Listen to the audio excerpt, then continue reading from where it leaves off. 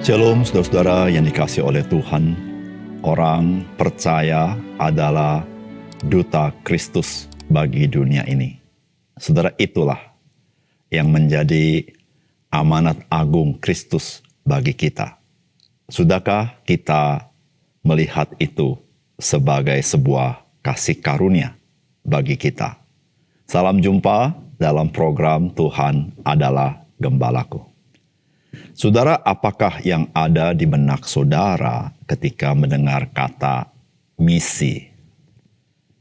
Saya mengasumsikan bahwa setiap orang Kristen ketika mendengar kata misi, bisa saja mereka memikirkan sebagai sebuah pekerjaan pelayanan yang letaknya nun jauh di sana.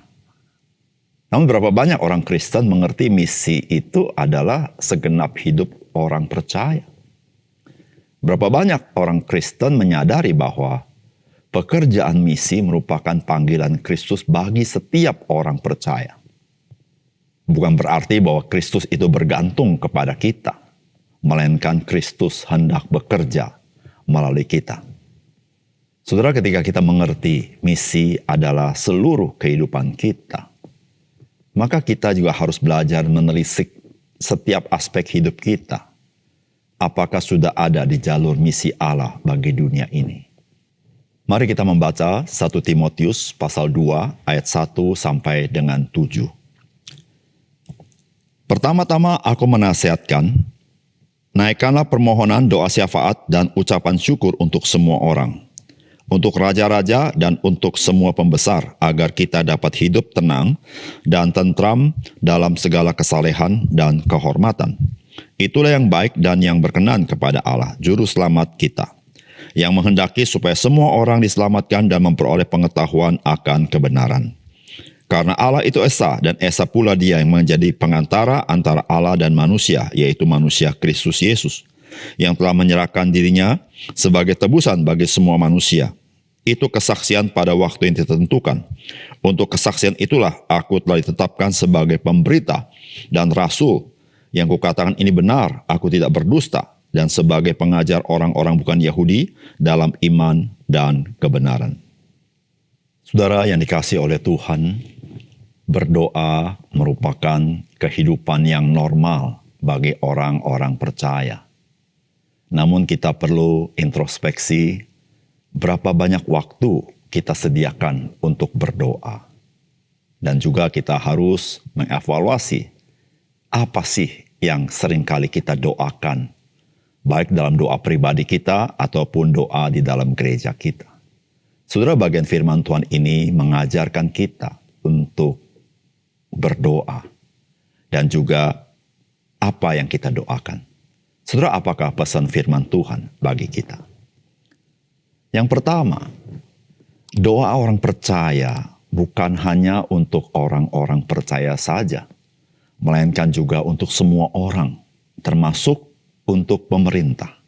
Saudara, firman Tuhan berkata begini, pertama-tama aku menasihatkan, naikkanlah permohonan, doa syafaat dan ucapan syukur untuk semua orang, untuk raja-raja dan untuk semua pembesar, agar kita dapat hidup tenang dan tentram dalam segala kesalehan dan kehormatan.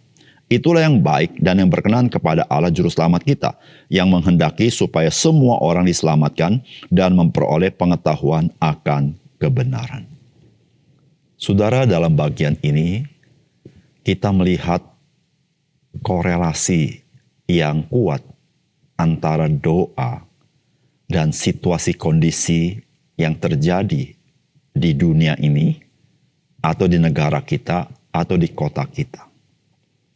Saudara, firman Tuhan mendorong kita supaya kita berdoa di dalam permohonan kita maupun doa syafaat, termasuk doa syukur untuk semua orang. Dan saudara, di sini firman Tuhan merinci untuk raja, untuk semua pembesar, artinya untuk pemerintah. Saudara, mengapa kita perlu berdoa seperti itu? Alkitab memberitahukan agar kita ini dapat hidup tenang dan tentram dalam segala kesalehan dan kehormatan. Saudara, situasi yang tenang dan tentram di kota kita, di negara kita, atau di dunia ini memiliki kaitan yang erat bagaimana orang percaya memakai lututnya untuk berdoa kepada Tuhan. Memohon kepadanya, berdoa syafaat dan bersyukur untuk semua orang, termasuk untuk pemerintah yang berkuasa. Saudara yang kasih dalam Tuhan, bukankah Alkitab mengatakan bahwa hati raja berada di dalam tangan Tuhan?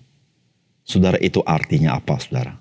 Saudara, betapa krusialnya orang-orang percaya berdoa kepada Tuhan untuk mereka yang sedang memerintah, supaya melalui mereka Tuhan pakai untuk membawakan kehidupan di dunia yang tenang dan tentram.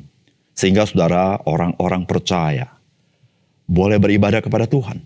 Orang-orang percaya bisa hidup yang saleh, hidup di dalam integritas dan kehormatan di hadapan Tuhan, di hadapan manusia. Saudara, kita tidak boleh lupa bahwa dosa manusia bukan hanya dosa pribadi, tetapi bisa menjadi dosa yang bersifat korporat. Berarti dosa yang telah menjadi sistem di dalam sebuah komunitas. Saudara, ketika orang percaya berada dalam komunitas itu, saudara, orang percaya akan menghadapi kesulitan untuk hidup dalam kesalehan dan kehormatan. Saudara, di situ, saudara, kita perlu berdoa kepada Tuhan, memohon kepada Tuhan untuk semua orang, untuk pemerintah, untuk masyarakat, di mana kita tinggal, atau kita berdoa bagi dunia ini. Oleh karena itu, saudara, mari kita sediakan waktu berdoa untuk banyak orang, sebagaimana yang firman Tuhan ajarkan kepada kita, sehingga saudara di dunia ini, kita boleh hidup tenang dan tentram. Saudara, yang kedua, doa bagi semua orang itu karena keselamatan hanya melalui Yesus Kristus. Saudara, firman Tuhan berkata, karena Allah itu Esa, dan Esa pula Dia yang menjadi perantara antara Allah dan manusia, yaitu manusia Kristus Yesus yang telah menyerahkan dirinya sebagai tebusan bagi semua orang. Itu kesaksian pada waktu yang ditentukan. Untuk kesaksian itulah aku telah ditetapkan sebagai pemberita dan rasul. Yang kukatakan itu benar, aku tidak berdusta, dan sebagai pengajar orang-orang bukan Yahudi dalam iman dan kebenaran. Saudara yang kasih dalam Tuhan, mengapa kita perlu berdoa bagi semua orang? Saudara, karena keselamatan hanya melalui Yesus Kristus. Saudara, kita orang percaya adalah orang yang dibenarkan di dalam Kristus. Kristus adalah perantara kita. Sehingga saudara, sesungguhnya kita ini adalah sebetulnya orang berdosa. Namun karena Kristus, maka di hadapan Tuhan kita dibenarkan.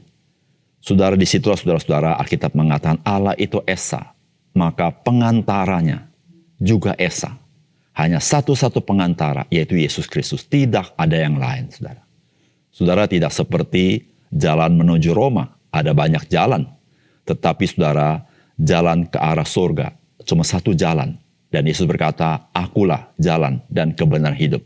Tidak ada seorang pun sampai kepada Bapa jikalau tidak melalui aku. Saudara, disitulah saudara, sebagai orang percaya yang sudah dibenarkan dan diperdamaikan dengan Allah, saudara, kita memiliki hutang atau kewajiban untuk berdoa bagi semua orang. Saudara, karena Tuhan ingin orang-orang berdosa diselamatkan, diampuni dosanya, dan menerima hidup yang kekal.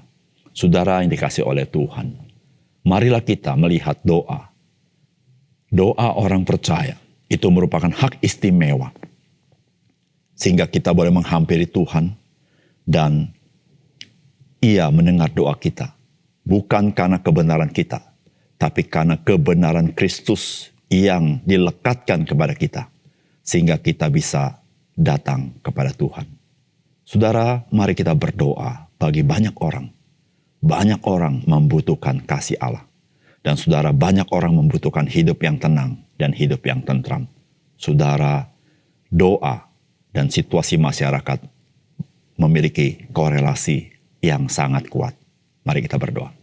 Bapa di surga, terima kasih untuk kebenaran firman Tuhan.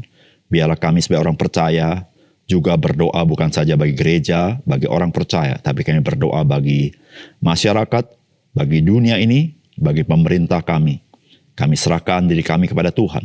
Kami bersyukur hari ini Tuhan mencerahkan mata rohani kami betapa kaitan erat antara kehidupan di masyarakat dengan doa daripada orang percaya.